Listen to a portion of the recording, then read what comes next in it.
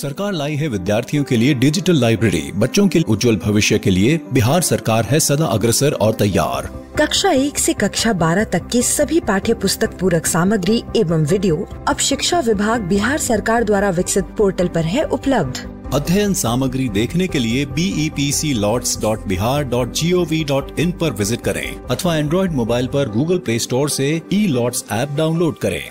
शिक्षकों, अभिभावकों एवं बच्चों से अनुरोध है कि इस ई-लाइब्रेरी का अधिक से अधिक लाभ उठाएं और अपनी पढ़ाई जारी रखें। हेलो बच्चों, कैसे हैं आप? जैसा कि आपको पता है कि स्कूल बंद होने के कारण हम अपनी पढ़ाई दूरदर्शन के माध्यम से कर रहे हैं, तो हमें क्या करना है कि रोजाना समय पर अपनी पेंसिल और कॉपी के साथ मेरा दूरदर्शन मेरा विद्यालय कार्यक्रम में शामिल होना है, जहां हम नई नई चीजें सीखेंगे, वह भी मनोरंजक तरीके से। तो तैयार है ना आप सब? तो बच्चों, आज है संडे यानी मस्ती का दिन, और आपको तो पता ही है कि हम लोग संडे के दिन कला समेकित अधिगम यानी आर्ट इंटीग्रेटेड लर्निंग के माध्यम से नई नई चीजें सीखते हैं। तो आज हम लोग सबसे पहले पढ़ेंगे बापू की पाती, जिसमें राष्ट्रपति महात्मा गांधी के जीवन प्रसंग से जुड़ी बातों को जानकर उनसे सीख लेंगे। फिर संगीत की कक्षा में अलंकार और संगीत से जुड़े अन्य महत्वपूर्ण बिंदुओं को जानेंगे और सुनेंगे। फिर अंत में चलेंगे पटना का संजय गांधी जैविक उद्यान और देखेंगे जू शो। तो चलिए शुरू करते हैं आज का संडे स्पेशल क्लास।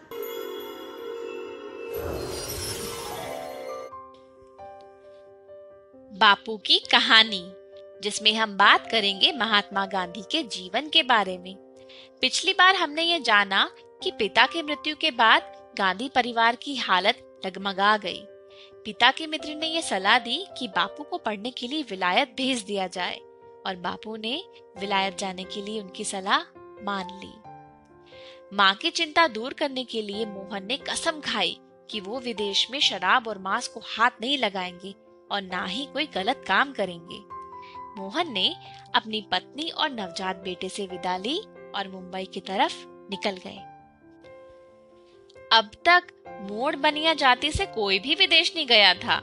मुंबई में जाति पंचायत बैठी, जिसमें मोहन से कहा गया कि वो विदेश ना जाएं, क्योंकि उनके अनुसार विदेश में धर्म की रक्षा हो ही नहीं सकती, और अगर मोहन गए इसका मतलब वो आज से जात से बाहर माने जाएंगे और कोई भी उनकी मदद नहीं करेगा। मोहन के बड़े भाई ने जाति पंचायत पर ध्यान नहीं दिया और उनके विदेश जाने के लिए धन का इंतजाम कर दिया। 4 सितंबर 1887 को मोहन पानी के जहाज से इंग्लैंड रवाना हो गए। एक अनुभवी वकील ने मोहन को अपने कमरे में रख लिया था। बाकी सभी यात्री यूरोपीय थे। मोहन अंग्रेजी में बात करने में थोड़ा हिचकिचाते थे, तो वो दिन भर अपनी कोठरी में ही रहते थे। पहले दिन ही नई जगह के तौर तरीके सीखने में गलती हो गई। मोहनदास सफेद कपड़े पहने अकेले व्यक्ति थे। कुछ हिंदुस्तानी लोग मोहनदास की मदद के लिए आगे आए। इनमें मुख्य थे एक डॉक्टर प्राण जीवन मेहता। आगे चल के वे गांधी जी के प्रिय मित्र और समर्थक भी बन गए। शुरू के महीनों में तो मोहनदास बहुत दुखी थे। घोर असुविधा थी, सब कुछ पराया था। घर की याद सताती थी, खासतौर पे भोजन के समय। माँ के सामने मांस ना खाने की कसम खाई थी, लेकिन लंदन में शाकाहारी खाना बहुत बेस्वाद होता था। सिर्फ ब्रेड और उबली सब्जियां मिलती थी तीनों समय। कहाँ तो माँ के हाथ से बना स्वादिष्ट मसालेदार भोजन रोज मिलता था, और अब कहाँ एक दीवान के बेटे की फांके की नौबत आ गई थी। यहाँ पैदल चलने और पढ़ने की बचपन की आदत बहुत काम आई। जितना हो सकता मोहनदास शहर में पैदल घूमते और तरह तरह का साहित्य पढ़ते। घूमते रहने की वजह से समय के साथ उन्हें लंदन में शाकाहारी भोजनालय भी मिलने लगे, और यहाँ खाना खाने वालों से दोस्ती होने लगी। मोहनदास के लिए अब शाकाहार मजबूरी नहीं था, नए दोस्त बनाने का एक तरीका बन गया था। मित्र उन पर जोर डालते थे कि केवल पढ़ाई नहीं, अंग्रेजों का रहन सहन सीखना भी जरूरी है। तो अब मोहनदास जेंटलमैन बनना चाहते थे, तो उन्होंने कपड़े और महंगी टोपी सिलवाई, नाचना सीखने की कोशिश करी, वायलिन बजाना भी, बाल काढ़ना, टाई बांधना और भाषण देने की कला भी सीखनी चाहिए। मोहनदास यह सब सीख नहीं पाए, अलबत्ता इस पर खर्चा बढ़ता ही गया। उन्हें ध्यान था कि उनके बड़े भाई ने तंगी की हाल में उनकी विदेशी पढ़ाई के लिए धन का इंतजाम किया था। उन्होंने सोचा, मुझे कौन सा इंग्लैंड में जीवन बिताना है, लच्छेदार भाषण सीखकर मैं क्या करूंगा और नाच नाच कर मैं सभ्य कैसे बनूंगा। मैं तो विद्यार्थी हूँ, मुझे विद्याधन बढ़ाना चाहिए। और फिर कुछ महीनों में वो समझ गए कि फिजूल खर्ची बंद होनी चाहिए, और फिर उन्होंने अपना वायलिन शिक्षिका को लौटा दिया कि वे उसे बेचकर धन लौटा सके। अपना भोजन खुद बनाने में मोहनदास ने आहार के प्रयोग करने की आदत पड़ गई। जीवन भर उन्होंने भोजन के प्रयोग किए और इससे उनका स्वास्थ्य भी ठीक बना रहा। वकालत की पढ़ाई तो आसान थी, उसे मोहनदास ने आसानी से पार कर लिया। आज के लिए इतना ही। आगे हम देखेंगे कि जब बापू वकालत पढ़ने के बाद भारत वापस आए तो उन्हें किन परेशानियों का सामना करना पड़ा। नमस्ते बच्चों, मैं सुरभि कुमारी। आइए मैं आप सभी लोगों को संगीत की दुनिया में लेके चलती हूँ। आज मैं आपको सरस्वती वंदना सिखाऊंगी। आप लोग इसे ध्यान से सुन के साथ में प्रैक्टिस कीजिए।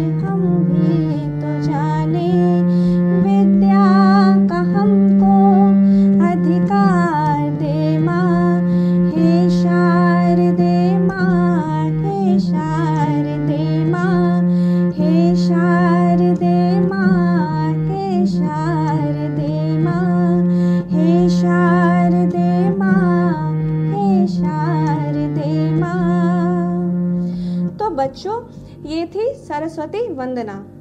आइए अब इसके बाद हम लोग अलंकार शुरू करते हैं।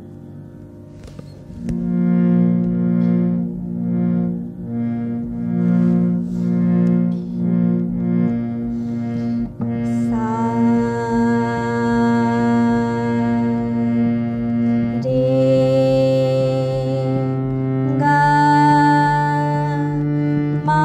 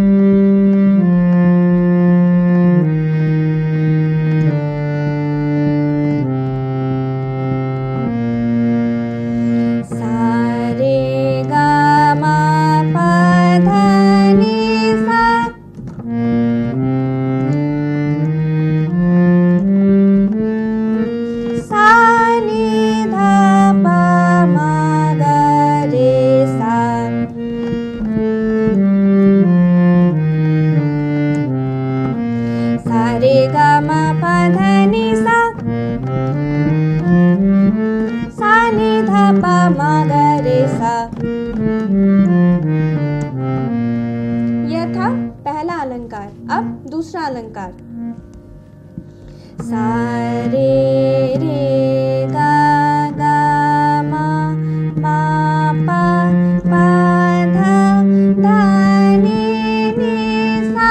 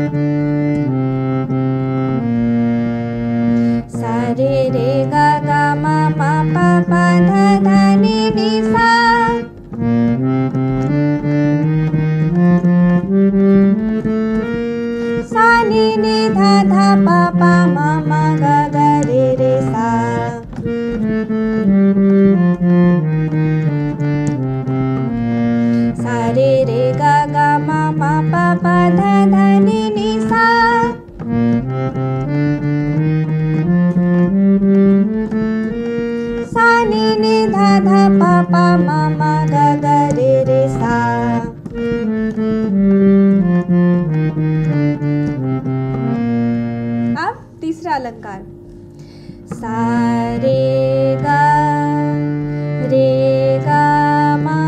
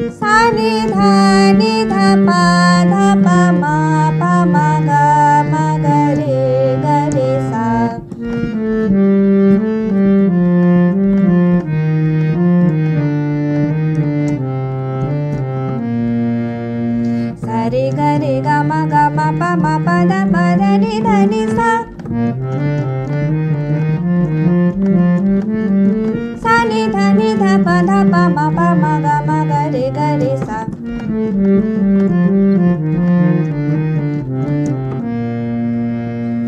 अब चौथा अलंकार। सा रे गा मा पा धा मा पा धा नी सा।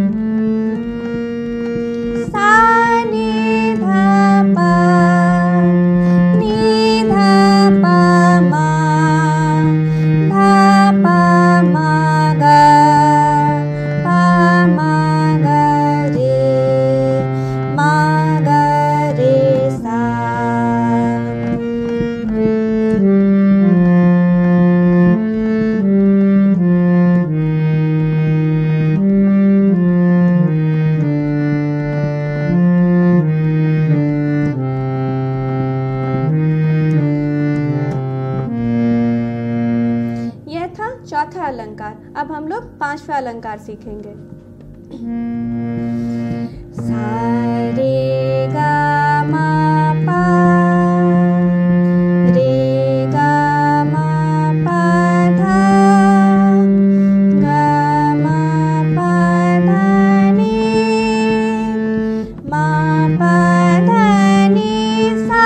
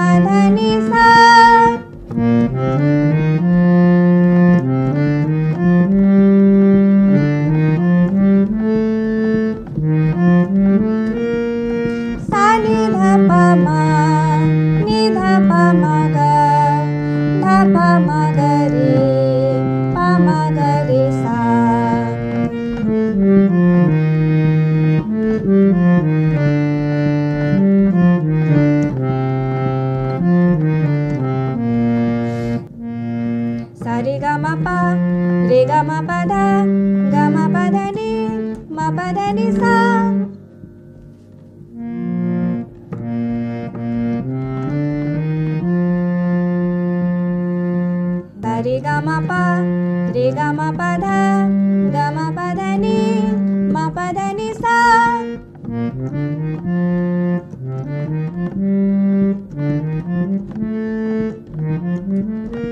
सा नी धा पा मा, नी धा पा मा गा, धा पा मा गा रे, पा मा गा रे सा।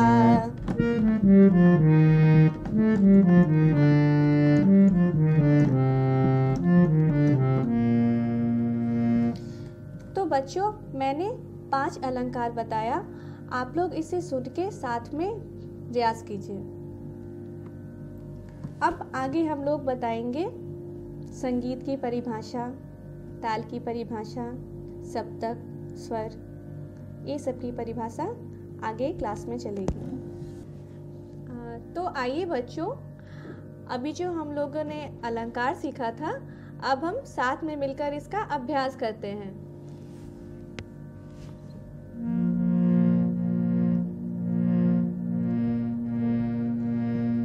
आप सभी लोग मेरे साथ दोहराइएगा।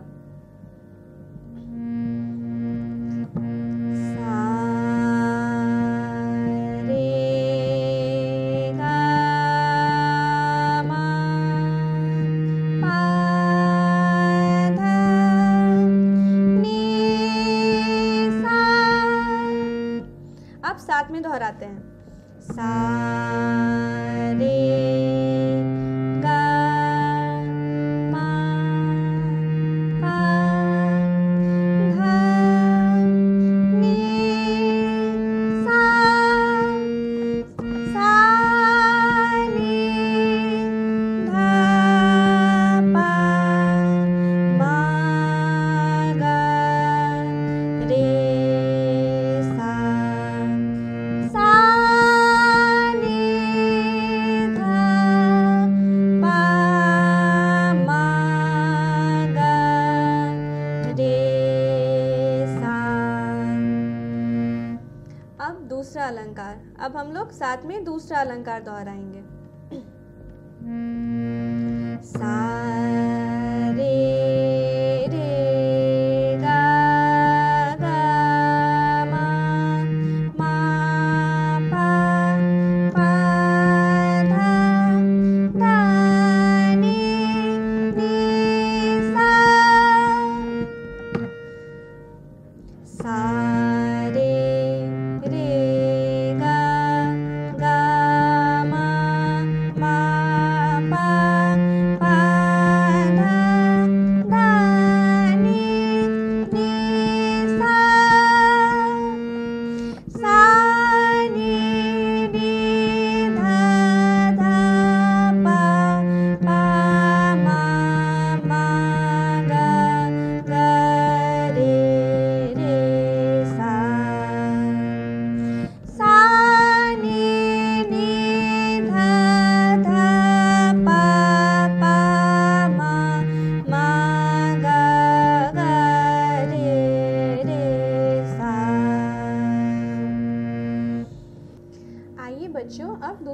अलंकार शुरू करते हैं।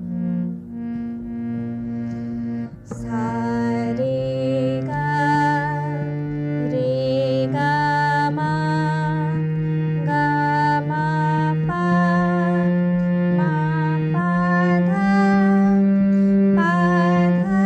नी धा नी सा रे गा मा गा मा पा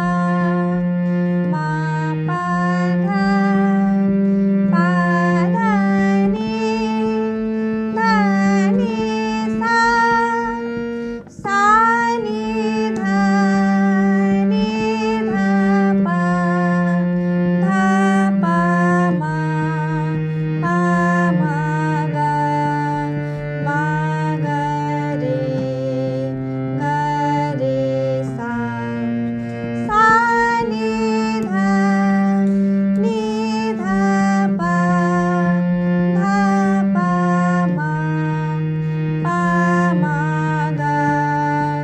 मा गा रे सा। अब तीसरा अलंकार। सा रे गा मा पा गा मा पा धा नी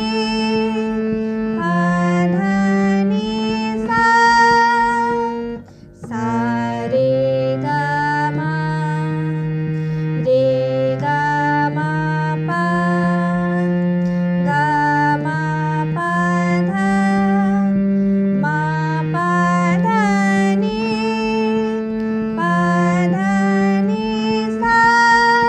सा नी धा पा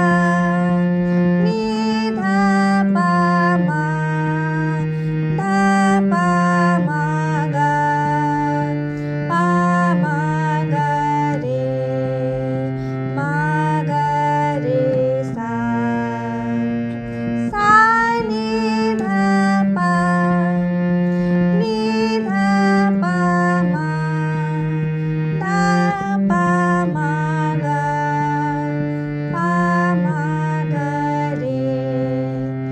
मा गा रे सा।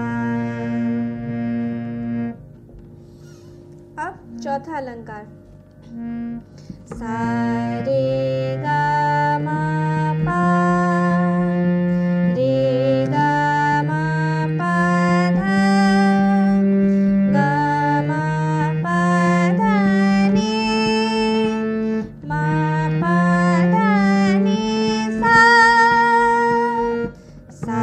नी धा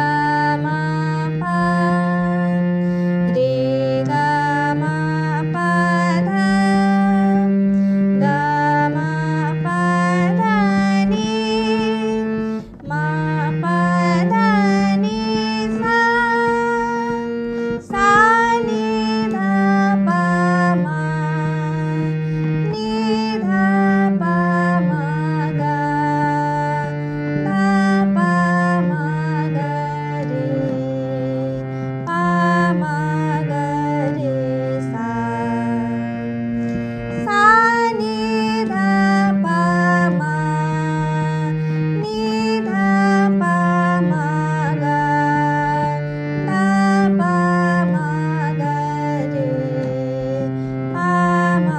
गा रे सा।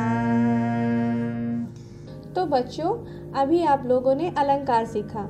अच्छा, अब ये बताएं आपने ये क्यों सीखा? क्योंकि इसी अलंकार पे सारा संगीत इसी पे आधारित है, और जितने भी गाने हैं, फिल्मी गाने हैं, शास्त्रीय संगीत, लोक संगीत, जितने भी संगीत हैं, सब इसी में समाये हुए हैं। और आप तो जानते हैं ना, संगीत किसे कहते हैं? गायन, वादन, नृत्य, गाना, बजाना और नाचना, जब ये तीनों मिलते हैं तो संगीत बनते हैं। तो अब हम कुछ और शुरू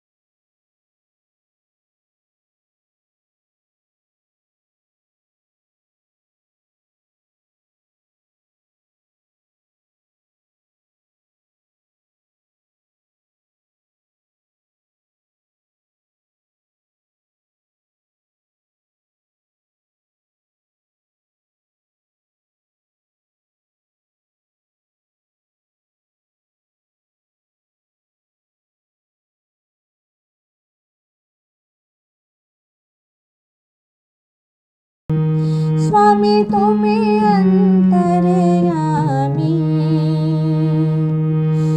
मैं पार ब्रह्म परमेश्वर, पार ब्रह्म परमेश्वर, तुम सबके स्वामी। ओम जय जगदीश हरे, तुम करुणा के सागर, तुम पालन करता, स्वामी तुम पालन करता।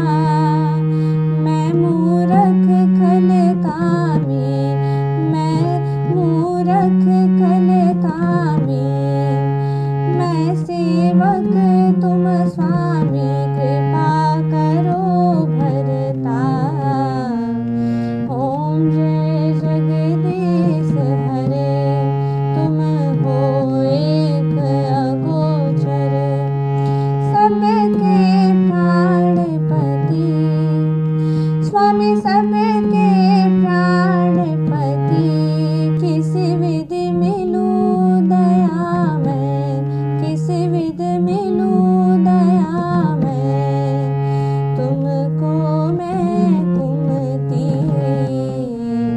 ओम जय जगदीश हरे, स्वामी जय जगदीश हरे, स्वामी जय जगदीश हरे।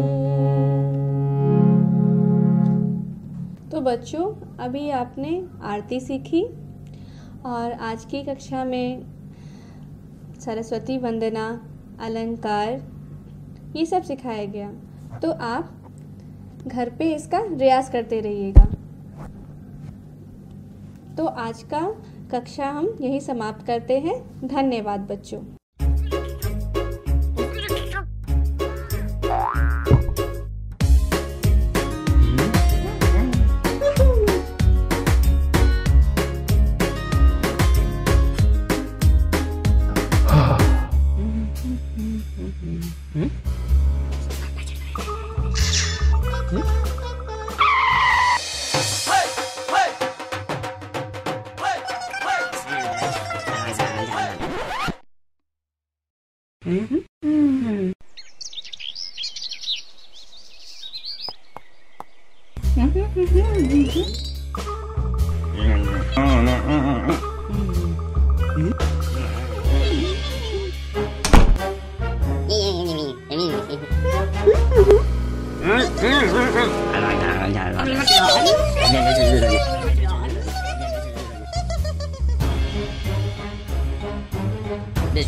Sele COVID ke dalam dia. Dia benar.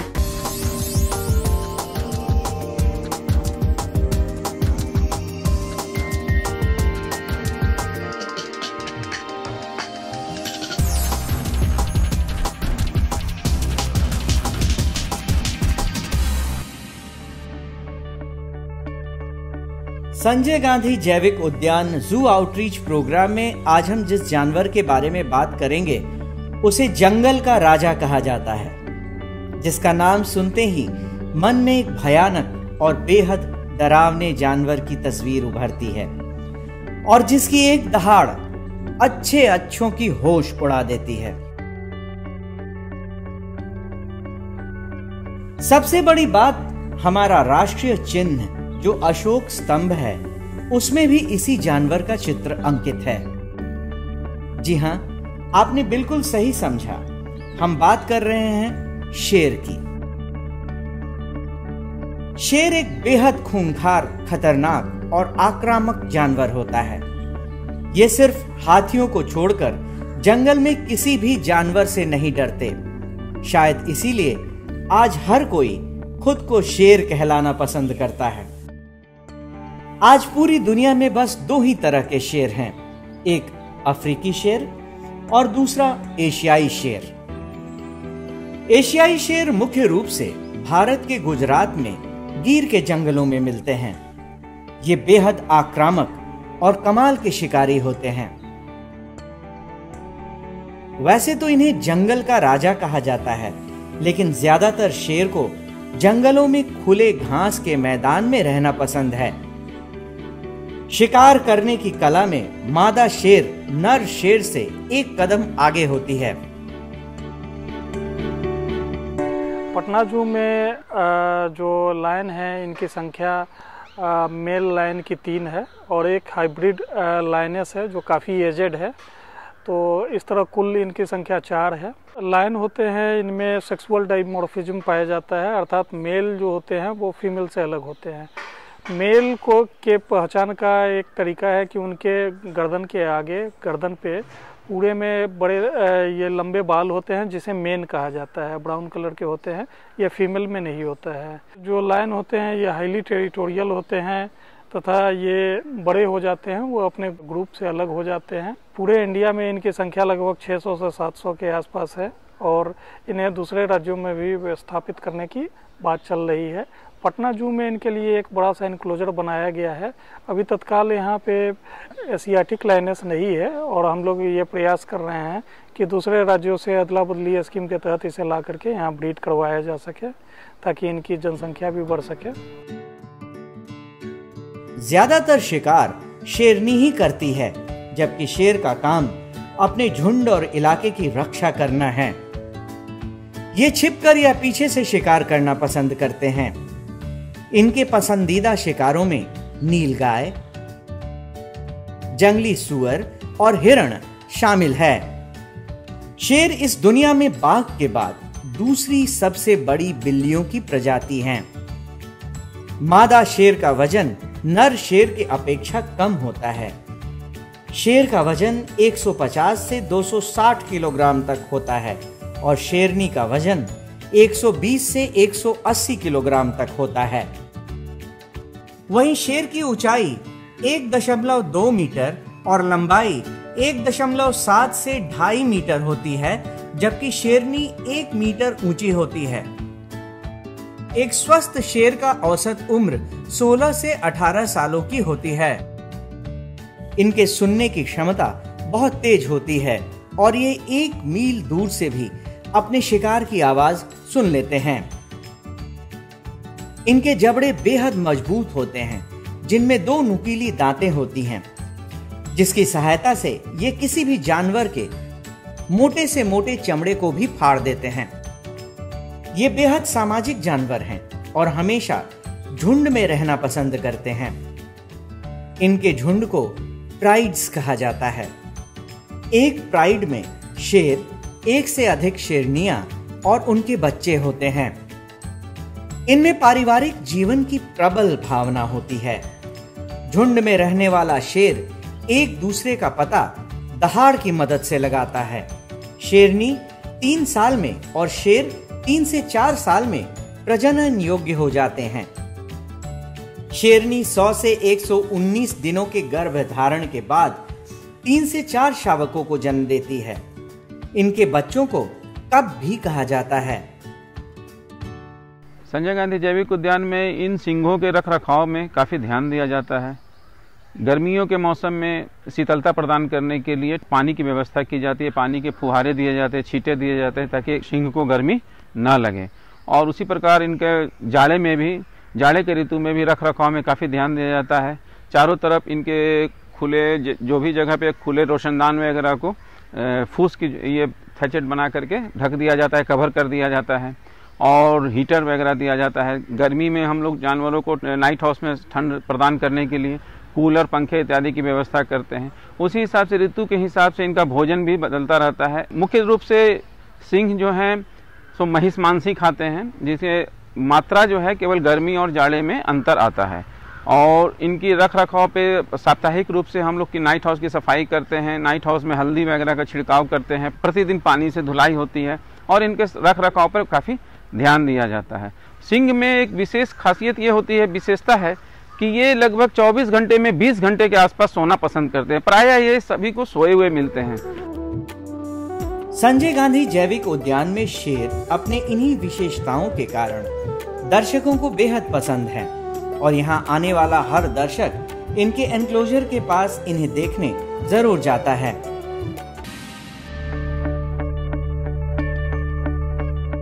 Sanjay Gandhi जैविक उद्यान के जू आउटरीच प्रोग्राम के तहत आज हम घड़ियाल और मगर के एनक्लोजर के पास जाएंगे और जानेंगे इनसे संबंधित विशेष जानकारियां। इंडस, ब्रह्मपुत्र, गंगा, महानदी, कोसी, नारायणी और अन्य नदियों में इनका निवास स्थान है।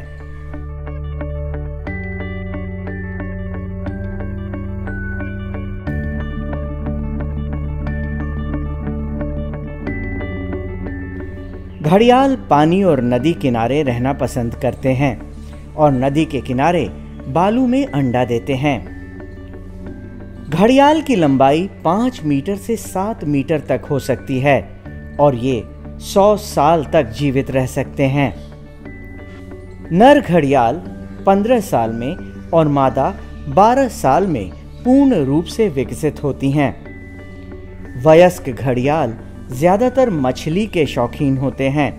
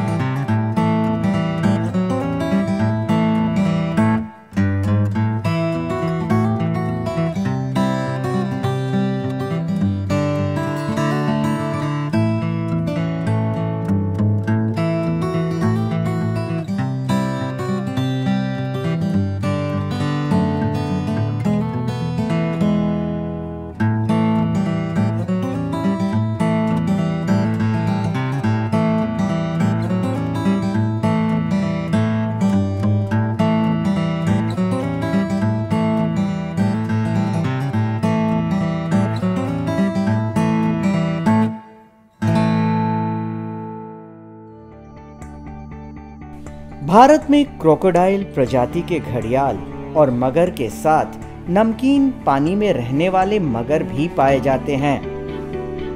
घड़ियाल विश्व भर में सिर्फ भारतीय महाद्वीप में ही पाए जाते हैं।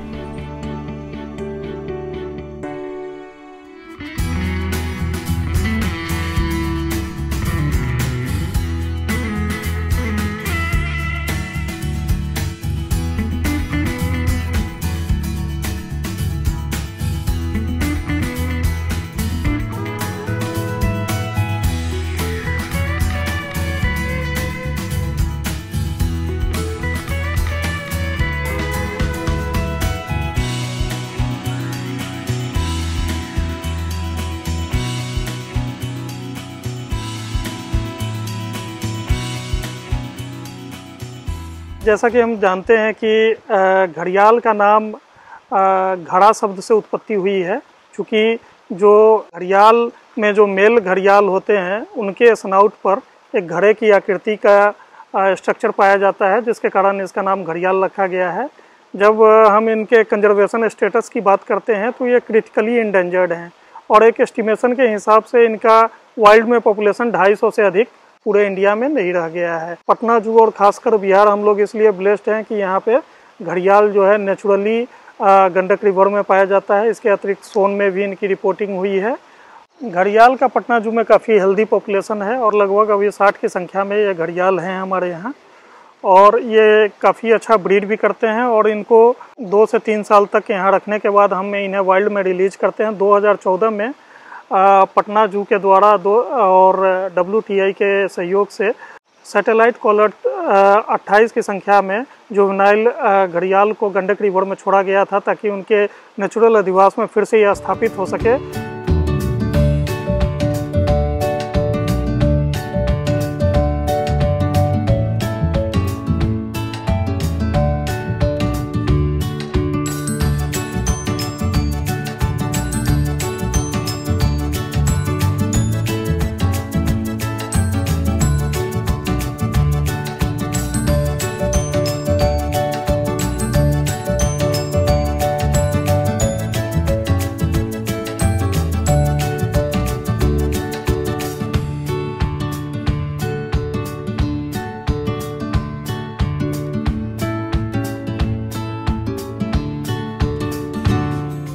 मगर ज्यादातर भारत, बांग्लादेश, नेपाल, श्रीलंका और पाकिस्तान में पाए जाते हैं।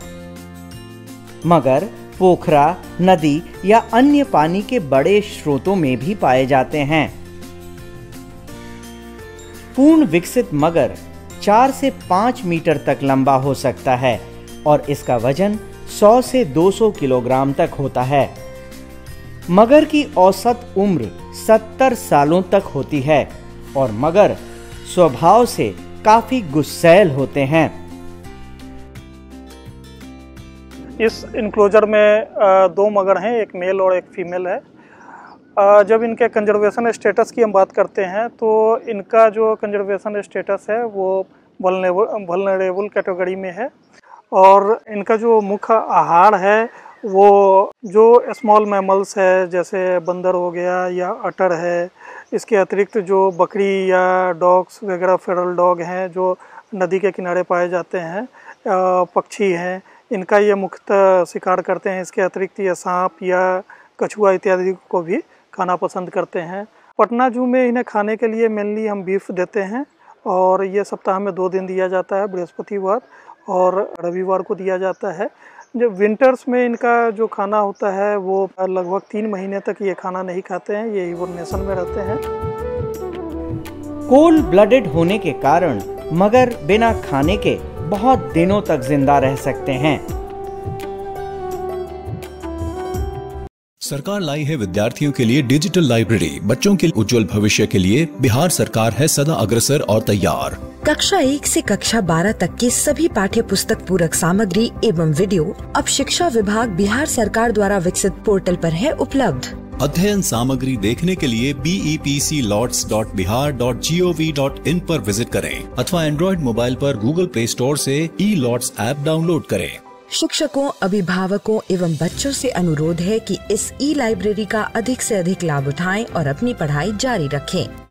आशा करती हूँ बच्चों आज आपको बहुत मजा आया होगा और आपने इल्मों से बहुत कुछ सीखा भी होगा। तो मिलते हैं अगले एपिसोड में।